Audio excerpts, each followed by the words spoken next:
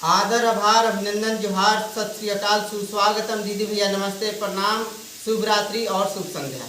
तो दीदी भैया कैसे हैं आप लोग? उम्मीद और आशा करते हैं सभी लोग स्वस्थ से होंगे, कुशल से होंगे और कुशलतापूर्वक अपने अपने घरों में रह रहे होंगे।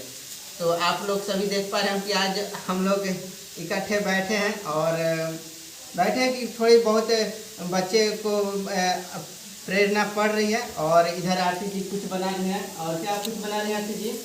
आलू परवल की भुंजिया रोटी। आलू परवल की भुंजिया रोटी बन रही है और बस इधर आटा गूंधाएगा और रोटी और परवल बनेगी, आलू परवल की सब्जी रोटी। तो और इधर देखिए भुंजिया, हाँ। और इधर पुष्पा भी आ गई है और हम लोगों के समीप, क्योंकि पुष्पा को भी कहीं ना कहीं अकेले मन नहीं लगता है और हम मनुष्यों के बीच ही रहना इसे पसंद पड़ता है, क्योंकि यह भी एक हमारे परिवार का घर के सदस्य के बराबर हो ही गई है और हम लोगों के साथ साथ काफ़ी घुल मिल गई है और काफ़ी इन्हें हम लोगों के साथ रहना पसंद आता है। तो देखिए पुष्पा भी आज आन पड़ी है, बहुत में कर रही थी, चिल्ला रही थी, तो वापस आ गई है और बच्चे लोग इसे यहीं पर बांध दिया और घास वगैरह दे दी है। तो दीदी भैया आज का कोई वीडियो ब्लॉग तो नहीं है, और लेकिन कुछ कुछ मन की बातें थी, कुछ दिल की बातें थी जो कि आप लोगों से हम साझा करना चाहते थे और आप लोगों के साथ उसे बांटना चाहते थे, क्योंकि यह एक YouTube चैनल ना होकर एक बड़े परिवारों के समूह के आकार जैसा ये एक वृहद पैमाने का एक मंच है। और इस मंच के माध्यम से आप सभी लोग एक परिवार के भांति, एक घर के सामूहिक सदस्य के भांति हम लोगों से, सभी लोगों से जुड़े हुए हैं। और तो दीदी भैया आप लोगों से आज मुखातिब होने का, आप लोगों से आज गुफ्तगू करने का, आप लोगों से कुछ अपने मन हृदय आत्मा की बात बताने का कुछ हमारा औचित्य यह है कि बहुत सारे दीदी भैया के मन में प्रश्न रहता है, सवाल रहता है, जवाब रहता है। तो सभी दीदी भैया का कमेंट सेक्शन में टिप्पणी क्रम संख्या में जवाब देना कभी कभी संभव नहीं हो पाता है और किसी न किसी कारण से छूट जाता है, चाहे वो बात की जाए हमारी व्यस्ततम जीवन शैली की या बात की जाए किसी विशेष परिस्थितियों में सभी लोगों का एक साथ जवाब नहीं दे पाते हैं। उसके लिए खेद व्यक्त करते हैं, क्षमा प्रार्थी हैं, सभी दीदी भैया से माफ़ी चाहेंगे। लेकिन चलिए आज आप सभी लोगों के प्रश्नों का उत्तर देने का प्रयास करते हैं। और सबसे पहली बात तो बहुत सारे दीदी भैया ये पूछते हैं कि आप कहाँ तक पढ़े लिखे हैं और आपकी हिंदी इतनी अच्छी क्यों है। तो मेरी अपनी शैक्षणिक योग्यता के विषय में हम बात कर लेते हैं। मैं ज़्यादा तो नहीं पढ़ा, लेकिन हाँ मैं 10वीं तक ज़रूर पढ़ा हूँ और थोड़ी सी किताबों का जो मूल्यांकन है ज़रूर कम रह गया होगा।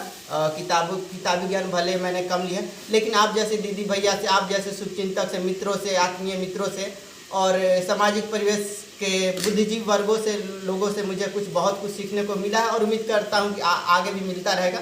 और ये हमारे लिए बहुत ही प्रेरणादायक और महत्वपूर्ण बात है। तो और दूसरा एक महत्वपूर्ण प्रश्न ये भी है कि बहुत सारे दीदी भैया हमारे हित के लिए ये सोचते हैं और उनकी सुझाव रहती है, वो डीपी का जो तस्वीर है, जो फोटो है, उसको आप बदलते क्यों नहीं हैं और उसमें परिवर्तन क्यों नहीं कुछ करते हैं। और कुछ तो हम उसका परिवर्तन इसलिए नहीं करते हैं कि कुछ हमारे चैनल को अगर मान लीजिए कल को कुछ हो जाता है या हैक हो जाता है या फिर किसी प्रकार से डिलीट हो जाता है या फिर और कुछ ऐसा हो जाता है, तो उस स्थिति में हम इस डीपी को नहीं बदल रहे हैं, क्योंकि ये जो लोगो है ये हमारा काफ़ी पुराना लोगो है और बहुत सारे दीदी भैया इस लोगो के माध्यम से हमें आइडेंटिफाइड कर लेते हैं, हमें पहचान जाते हैं। और कहीं भी हम अगर कमेंट कर देंगे या फिर उसमें अंकित करेंगे तो सभी लोग हमें पहचान जाएंगे और हमारे चैनल को पुनः जीवित किया जा सकता है और वापस लाया जा सकता है।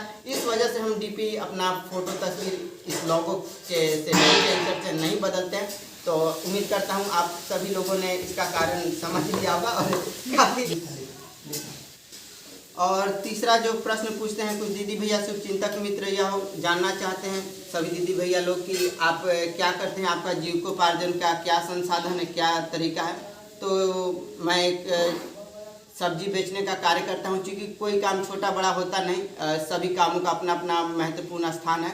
तो मैं सब्जी बेचता हूँ, आवाज़ लगा कर घूम कर एक गांव से दूसरे गांव छोटी सी एक मोपेड है, उस पर सब्जियां लादकर, जो मोपेड हमने EMI पर EMI पर खरीदी है, तो उस मोपेड के सहारे मैं सब्जी बेचता हूँ। और एक छोटी सी ब्रेड पकौड़े की स्टॉल है, जो कि घर के बाहर, दरवाजे के बाहर लगाते हैं, और छोटी सी टेबल पर, और एक ब्रेड पकौड़ा और बेचते हैं। और एक छोटी सी हमारी बच्चों के मिक्सचर बिस्कुट, दलमोट और टॉफ़ी चूरन वगैरह की एक दुकान है। तो बस यही है संसाधन हमारे जीविकोपार्जन का। और कुछ दीदी भैया पूछते हैं कि जानना चाहते हैं कि आप नियमित रूप से वीडियोस ब्लॉग क्यों नहीं बनाते हैं और क्यों रोज़ प्रसारित नहीं कर पाते हैं। तो उसका भी मूलभूत कारण यह है कि सुबह से लेकर देर शाम तक काफ़ी हमारी व्यस्तम जीवन शैली है। और यकीन मानिए दीदी भैया, हम सुबह अगर सब्जी बेचने चले जाते हैं तो कभी कभी भोजन ग्रहण करने तक का फुर्सत टाइम नहीं मिल पाता है समय भाव के कारण, और सारा दिन सब्जी बेचने में हमारा व्यतीत हो जाता है। और कभी कभी उधर ही खाना पीना हो जाता है, घर से ही कुछ ले जाते हैं, अन्यथा कहीं कुछ चाय नाश्ता वगैरह कर लिए तो कर लिए, नहीं तो सारा दिन देर शाम उधर ही समय व्यतीत हो जाता है। तो कभी कभी वीडियोस ब्लॉग के लिए समय अनुकूल टाइम नहीं मिल पाता है समय भाव के कारण, तो उसके लिए हम क्षमा प्रार्थी है। लेकिन फिर भी कोशिश करेंगे कि आप लोगों से नियमित रूप से जुड़े रहें, बने रहें।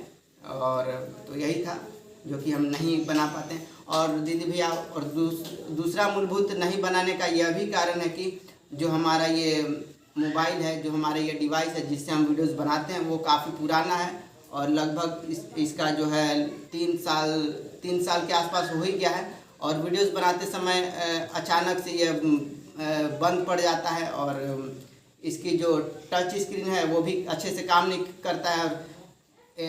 छूइएगा कि करना चाहिएगा क्या तो होगा क्या, और इसका जो ब्लिंक हमेशा मोबाइल जो स्क्रीन ब्लिंक करते रहता है और थरथराते रहता है, और अचानक से उस दौरान वीडियोस बनाते समय कई बार अचानक से बंद हो जाता है। अभी भी 1-2 बार बंद हो गया था। और इसकी बैटरी भी थोड़ी ख़राब हो गई है, और तो एक बार बंद हो जाएगा तो फिर इसको दोबारा से फिर से चार्ज में लगाइए तो 10-15 मिनट में चार्ज होगा, तो फिर से ये ऑन होगा, फिर से वीडियोस बनाने के लिए तैयार होगा। और जब तैयार होगा और जब वीडियोस बना लेंगे तो फिर अचानक से बंद हो जाएगा।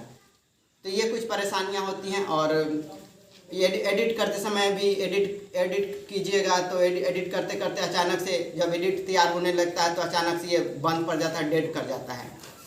तो पिछले लगभग 6-7 महीनों में मैंने इसे 2 बार जो मैकेनिक के पास मरम्मत करने के लिए ले गया था, और मरम्मत करने के पश्चात भी लगभग इसमें हमारे 3000 रुपये खर्च हो गए। लेकिन मरम्मत करने के पश्चात भी कम सर लगभग वही इसकी स्थिति में।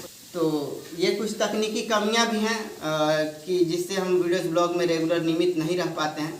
तकनीकी खामियां हैं, कमियां हैं। उम्मीद और आशा करते हैं कि समय आने पर और सही समय आने पर हम ये एक नया डिवाइस खरीद पाएँ, नया मोबाइल हम खरीद पाएँ, जिससे कि आप लोगों से और बेहतर रूप से जुड़े रहें, बने रहें। ये हमारी कोशिश रहेगी समय अनुसार। फिलहाल तो अभी हमारा ये पुराना ही मोबाइल है, इसी से किसी सहारे किसी तरह से हम वीडियोस बनाना है, क्योंकि और ज़रूरी भी है, क्योंकि आप लोगों के साथ जुड़े रहना है, बने रहना है। एक बार बंद हो चाहे 5 बार बंद हो, तो 5 मिनट में ऑन होगा तो फिर ऑफ हो जाएगा, तो फिर ऑन होगा। तो ये कुछ सिलसिला जारी रहता है। परिस्थितियां हैं, हमेशा अनुकूल नहीं रहती हैं। जीवन है, संघर्षों से तो भरा रहेगा ही। शायद इसी की मनुष्यता की जीविता है और ये होना भी चाहिए। तो खैर बहरहाल तो ये रहे। और कुछ आप लोगों के प्रश्न हैं कि आपके बच्चे क्या हमेशा रेगुलर विद्यालय जाते हैं, नियमित रूप से विद्यालय जाते हैं? हाँ, तो बिल्कुल। प्रज्ञा, प्रेरणा, अभिनव तीनों नियमित रूप से विद्यालय जाते हैं, और तीनों तो हमारी यही कोशिश रहती है कि बच्चे शिक्षित बने, संस्कारी बने और एक भारत के अच्छे नागरिक बने। तो ये हमारी प्राथमिकता रहती है। तो दीदी भैया यही कुछ था। उम्मीद और आशा करते हैं कि लगभग सारे प्रश्नों का तो नहीं, लेकिन कुछ प्रश्नों का जवाब उत्तर आप लोगों को मिल गया होगा। और फिर भी अपनी राय, प्रतिक्रिया और अपने सुझाव कमेंट सेक्शन में टिप्पणी क्रम संख्या में ज़रूर अंकित कीजिएगा। तो दीदी भैया यही कुछ था, और वीडियोज़ ब्लॉग में हमारे वीडियोज़ ब्लॉग में जुड़े रहने के लिए, बने रहने के, और अपना कीमती समय हमारे साथ देने के लिए, और यहाँ तक हमारी बातों को सुनने के लिए, समझने के लिए आप सभी लोगों का बहुत बहुत हृदयपूर्वक आभार, अभिनंदन व्यक्त करते हैं। और आशा करते हैं आप यूं ही अपना स्नेह, दुलार, प्यार, आशीर्वाद अपने छोटे भाई मित्र पर बनाए रखिएगा और जुड़े रहिएगा। तो दीदी भैया इसी के साथ आज का वीडियो ब्लॉग का हम समापन करते हैं। उम्मीद और आशा करते हैं कि आपने हमारी बातों को, हमारी प्रतिक्रियाओं का, और अपने सवालों का और हमारे जवाबों को गहनतापूर्वक सुना होगा, और हमारी दिनचर्या से आप वाकिफ़ हो गए होंगे। तो मिलते हैं फिर कभी किसी और दिन किसी और नए वीडियोस ब्लॉग के साथ। तब तक के लिए आप सभी का बहुत बहुत धन्यवाद, आभार, शुभ रात्रि, शुभकामना, और लेते हैं विदा। अपना बहुत बहुत ख्याल रखिएगा। शुभ रात्रि दीदी भैया, नमस्ते, प्रणाम और शब्बा खैर।